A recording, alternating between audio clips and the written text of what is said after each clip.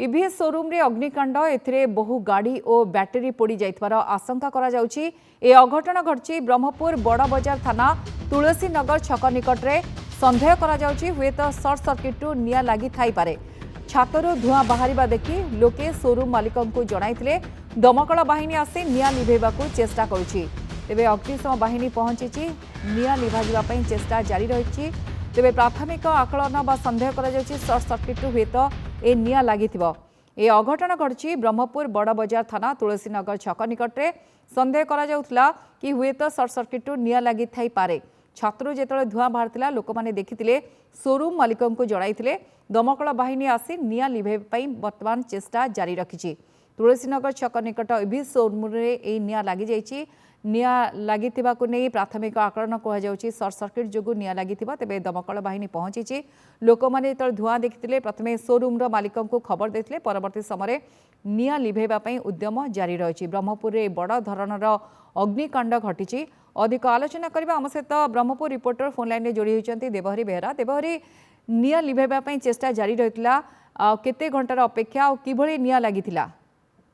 देखो आज बड़ी भोर जो लोक मैंने चाह पीवा आसी हठात देखी जो आस्का रोड बड़ौजा थाना अंतर्गत आस्का रोड जो रही तुलसी नगर से छक उपर जो इलेक्ट्रिक गाड़ी शोरूम गुड़ रही से ऊपर छात उपर धुआं बाहर हठात लोक मैंने देखा पाई तुरंत से दुकान मालिक नंबर काढ़ी फोन करते घटनास्थल तुरंत मालिक भी पहुंची से दमकल बाहिनी को अवगत कलापर दुईटी दमकल बाहिनी गाड़ी आसिक घटनास्थल पहुंचला दुकान जो सटर खोला से दुकान में निया लगी हुतु हुतु होकर जलुवा किसी गाड़ी जलुला सहित आम कहीपर धुआर बेसी रही जेहेतु तेणुक भितर पशिया संभव हो ना तेणुक दमकल बाहिनी सदस्य मैंने जहाँ जहाँ इंस्ट्रूमेंट रही जो निया को आयत्त करवा सहित जो रही धुआं को केमती धुआं भितर केमती जीवाई जो इंस्ट्रूमेंट रही से भितर को प्रवेश करते निया को आयत्त करने चेष्टा कराई बर्तमान सुधा निया को आयत्त किंतु निया को जदि आयत्त कर धुआं जेहतु परिमाण अधिक रही तेणु धुआं को प्रथम निष्कासन जहाँ मालिक कहते पाखापाखि लक्षाधिक टंकार गाड़ी सब जली जाइए जहाँ सूचना मिलूँ तेणुक बर्तमान क्यों कारण जो सर्ट सर्किट ना बैटेरी कौन प्रकार त्रुटि जो घटना घटला ता जदिबा स्पष्ट है किंतु परवर्ती समय तदंत पर जना पड़ जाऊँ प्रकृत कौन घटना घटला निया सर्ट सर्किट है ना आउ कुछ कारण था एभली घटना घटी जना पड़ो कि बर्तमान दमकल बाहिनी पूरा संपूर्ण भाव में निया को आयत्त कर धुआं जेहतु निष्कासन नहीं धुआं बाहर स्पष्ट चित्र आसो। ओके, बहुत बहुत धन्यवाद। देवहरी बेहरा थे आप शुणिले निया को संपूर्ण रूपे आयत्त करा जाई पारिछि किंतु धुआं रही आउ किछि घंटा पर हुए तो संपूर्ण रूपे आयत्त करा जाई परिबो। धुआं मध्य बाहरी जीवो किंतु सर्ट सर्किट जोगु ए अग्निकांड घटितिबा संदेह करा जाउछि।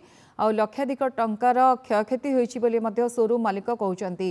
काली जेतेबेले ए घटना घटितिला सकाळ सकाळ जेतेबेले लोक माने देखिथिले प्रथमे शोरूम रो मालिक जे थिले तांको फोन करतले धुआं बाहरिबा देखि फोन करतले परवर्ती समय दमकल बाहिनी पहुंचीतिला निया को किंतु संपूर्ण रूपे आयत्त करा जाई पारछि। आउ को कारणरू निया लागिथिला ताको नै खोलताड मध्य आरंभ हो जाइछि।